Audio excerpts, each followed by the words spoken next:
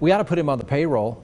We've leaned on him so much. The medical director for the Northeast Regional Health Department, Dr. David Kirschke, joins us live again today via Skype. Dr. Kirschke, thank you very much. We appreciate it.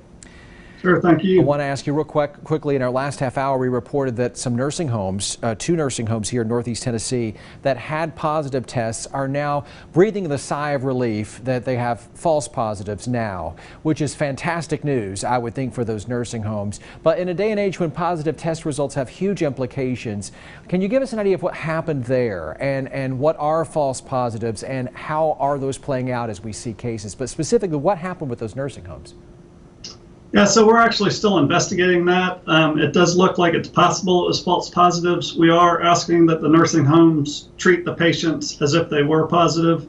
But we are looking into the possibility that some labs may have been false. And we're also looking into the laboratory. It was one laboratory involved with multiple instances of this. So we're looking into that laboratory to see if there might have been a problem with this batch of tests. Could it be false positives that go beyond just those nursing homes, but are also within the Northeast Tennessee area? I don't think so. Most of the labs that are being used are credible labs that have been validated and are well credentialed and are following all the protocols that are recommended. So for the most part, this is a very reliable test. So like I said, we are investigating whether or not these are false positives. They may be, but we are asking the nursing home to treat them like they were true positives until we know for sure. Let's talk about the numbers. 33 people by our count through the Tennessee Department of Health. That includes Sullivan County. 33 approximate active cases. These are people that as we speak are dealing with the infection. That's up 2 from yesterday. Does that seem to you like a flattening of the curve that continues to happen in our area? So in our area, our curve looks better than for the rest of the state. We know statewide cases continue to increase.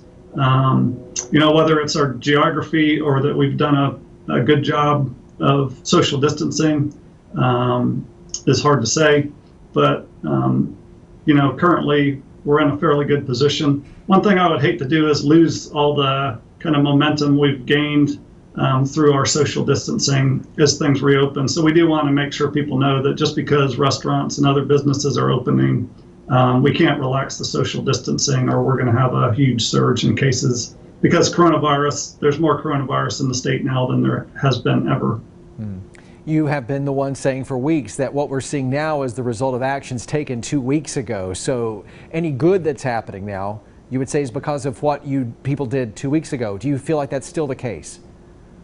Yeah, I think our social distancing has definitely helped, and we're going to have to carry that over now that restaurants and businesses are opening. We'll have to continue to be careful. So as we visit these establishments, you know, to make sure that you're not going into a crowded situation, that people are wearing cloth face coverings, continue to wash hands frequently, avoid touching your eyes, nose, or mouth. Definitely don't go to any of these establishments if you're sick.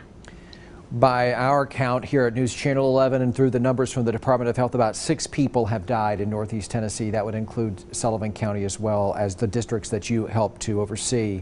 We heard from the start that this would be a virus that impacted older people and those who were less able to rally and fight off a tough virus, the medically compromised. Are you seeing anything now, a couple of months into this, to make you think that that still is not the case? Or do you really firmly believe that that still remains the most at-risk portion of the population?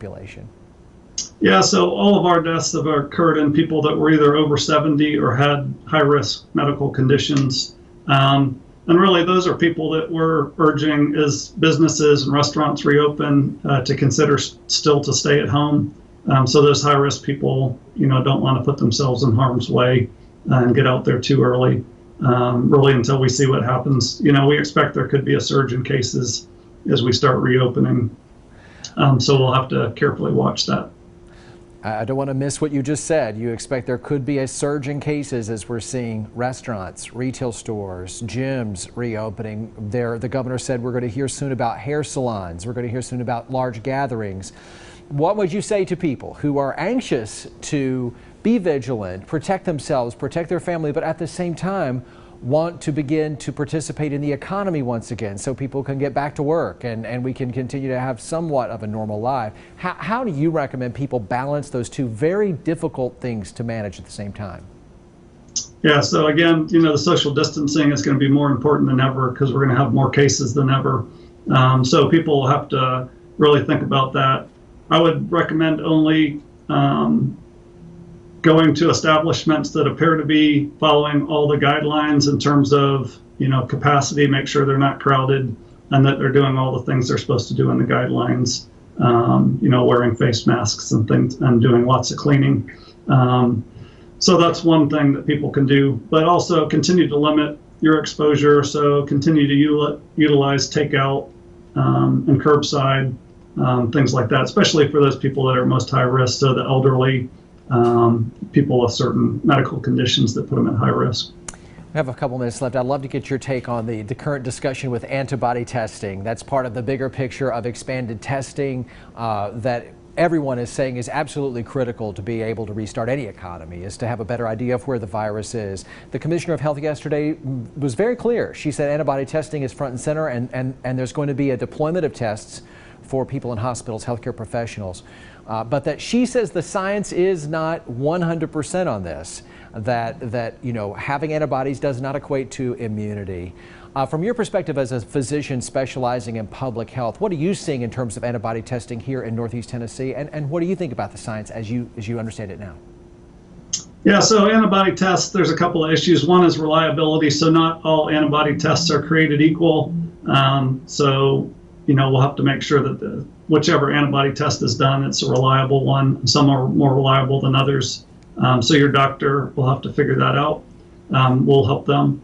The other thing is, like the commissioner said, we're not sure that having antibodies equates to immunity yet. We think that it will, but it still needs to be tested before we would, potentially put someone in harm's way by saying you're immune, and then they relax, personal protection and get potentially coronavirus if they really haven't had it. So we are starting to see some lab results come back from antibody testing, and we are trying to explain to people that have had antibody testing what they do and don't mean.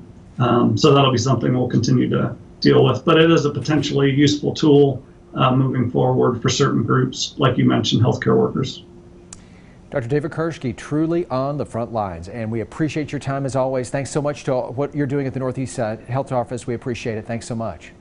All right, thank you. Great to see you again. Hey, this Thursday on News Channel 11 at 7 o'clock, we invite you to watch Reopening the Region, a virtual town hall. You're going to hear responses from local business owners as they try to navigate this whole reopening process. At 7:30 on News Channel 11 and ABC Tri-Cities, the Governor of Tennessee and the Commissioner of Health, Dr. Lisa Piercy, will answer questions about the state's response plan. Town halls available as also on WJHL.com.